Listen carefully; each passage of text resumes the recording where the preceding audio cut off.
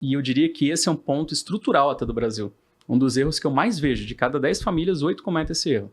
Ter muito mais patrimônio imobilizado, uso pessoal que a gente fala, não gerando renda, do que dinheiro gerando renda.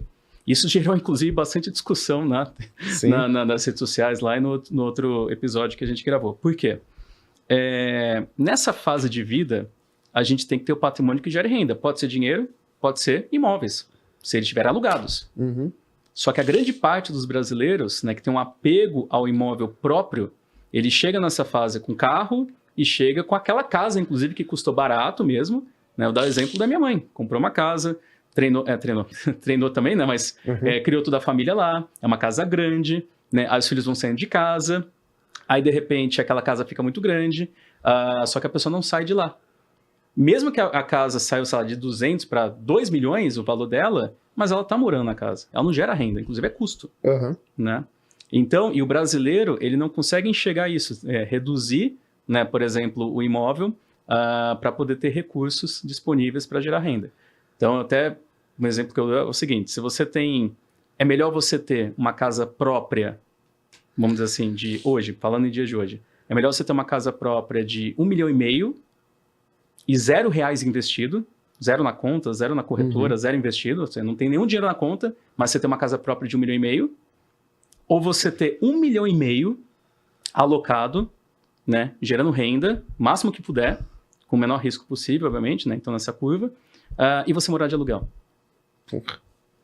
Cara, quem fala que é melhor ter o imóvel próprio, cara, sim, você tá muito louco, pô. Você tá louco, pô. Sim, beleza, você tem uma casa de 1,5 milhão, exato. Dinheiro, né? Você só tem um imóvel próprio, você não tem renda. Tipo assim, não faz sentido com 70 algum. anos de idade. Não, tá louco. E assim, o que é o ponto? Eu vi esse corte. E tem várias pessoas que defendem isso. Tipo assim, mas beleza, você vai pagar as despesas como? E são várias pessoas que estão nessa situação.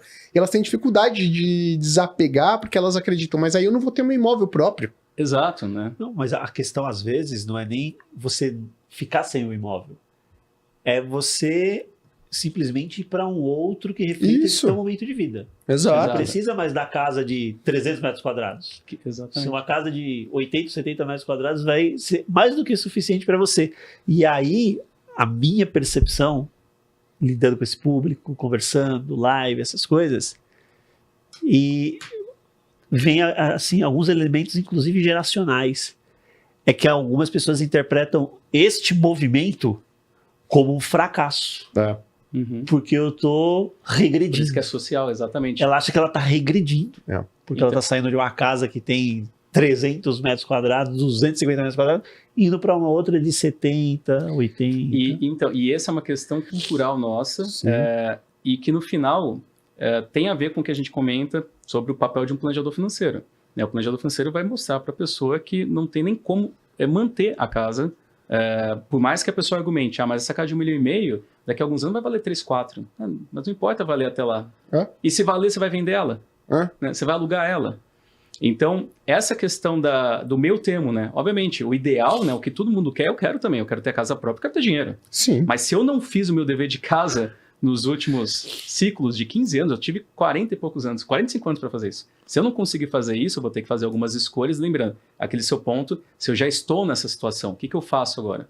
Então, esse é o caso de uma senhora, que inclusive da outra vez eu dei... Já vou começar a dar os exemplos, então começando por esse.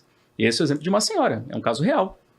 Tinha uma senhora, cliente, planejamento financeiro, tinha lá uma casa, né? Que inclusive a casa dá para perceber que realmente são gerações que passaram por aquela casa. E foi muita gente que colocou na rede social isso, mas a casa que foi do vô que construiu, eu sei, é o apego emocional de fato. Né? É o apego emocional, a casa tá lá, por isso que ela não saiu de lá. Só que ela só tem isso. Ela nunca trabalhou, ela não tem INSS, ela não tem dinheiro. Quem paga as contas dela, né, por favor, são os filhos. E ela não consegue ter nenhuma liberdade de fazer além do que também os filhos também não têm um fôlego para poder bancar tudo que ela quer. Ela quer viajar, quer fazer um monte de coisa, ela só basicamente alimentação. Mas tem uma casa de 1,5 milhão. Então o mundo ideal, né, olha, e se a gente for para um apartamento de 500 mil reais? Bem menor. É só você que está ali, né? Então, você não precisa de um espaço tão grande, até para limpeza, até para tudo isso. Então, 500 mil e 1 milhão você aplica e gera renda que já te dá muito mais margem para você fazer o que você quer. que aí é o meu termo. Aí a gente vai ter que equilibrar. Se você pega um americano, né, médio, que tem uma educação financeira acima da nossa, o sonho dele é ter $1 milhão, $2 milhões. Ele já tem esse número na cabeça, por mais que ele mora de aluguel. E o brasileiro ele não consegue nem conceber, né, que tem 2 milhões, porque parece um valor muito grande. Sim. Mas quando você faz o cálculo que 100, 200, 300 reais por mês vai chegar nesse montante, aí as pessoas começam realmente a entender que tem caminhos. Então, essa fase é uma fase que grita muito, né, principalmente quando os clientes chegam para nós, que é não conseguir desfazer ou desmobilizar o patrimônio. Tem patrimônio, o brasileiro chega com patrimônio acumulado, principalmente pela parte imobiliária, só que ele não consegue desfazer. Tem um caso que é emblemático de um casal que eu atendi na fase anterior, na fase de consolidação. Uhum. Então vamos lá. Eles tinham ali por volta de... Eu vou só te interromper nesse, porque assim, o caso da sua é muito super recente que tá acontecendo na minha família. A minha tia, ela chegou e falou, Gui, foi esse o caso. Ela comprou uma casa, ela e meu tio, há 30 anos atrás. Eu lembro exatamente, a gente morava, ela morava na casa de baixo, na parte de baixo da casa. Eu e minha mãe, a gente morava na parte de cima com minha avó. E eu lembro deles se mudando. Eu era muito novo. Uma casa grande. Para uma casa bem grande, porque minha tia, ela tinha 5 filhos na época, né? Então, para uma casa bem grande. E aí o tempo foi passando, eles foram reformando, porque aqui, pô, o Thiago, aqui, tal, Karina e tudo mais. E aí hoje, aí o Lucas, que é o último, né, meu primo, ele foi morar com a namorada dele e tal, e minha tia ficou morando sozinha, numa casa grande, e ela falou, pô, e agora, o que eu faço? Eu falei, tia, cara, e minha tia, ela não tem uma renda fixa, né, não no sentido de investimento, uma renda recorrente, CLT e tudo mais, ela trabalha como autônoma. Eu falei, tia, pô, vende essa casa, aplica esse recurso, utiliza para pagar o aluguel, ainda vai te sobrar uma grana por mês para você pagar todas as despesas do seu apartamento e te sobra para você continuar ganhando mais dinheiro. Resumindo, minha tia fez exatamente isso. Hoje ela tá morando no mesmo condomínio que a minha mãe, que eu morei a vida inteira, num apartamento muito menor, que dá menos trabalho, mais perto de todo mundo, tá muito mais feliz. Então, só para resumir aí, por que eu falo que é melhor? Eu não tô só falando da boca para fora, eu falei pra minha tia fazer. Inclusive, minha tia fez. E hoje ela fala, pô, que bom que eu fiz isso. Tá muito mais bem alocada, tá morando num imóvel mais apropriado pro seu momento de vida, pra morar sozinha, e ainda tá conseguindo uma renda lá que ela não tinha quando tinha só uma casa muito maior. Mas a grande parte dos brasileiros, e eu não culpo, né? Sim. Porque existem traumas pesadíssimos, né? Principalmente essa geração, Sim. do que já aconteceu nesse Brasil, né? Enfim, Sim, não, total. Com a certeza que a gente sabe o que vai acontecer. Muito argumento mas se eu colocar o dinheiro no banco, né, com essa inflação, eu vou perder todo o poder.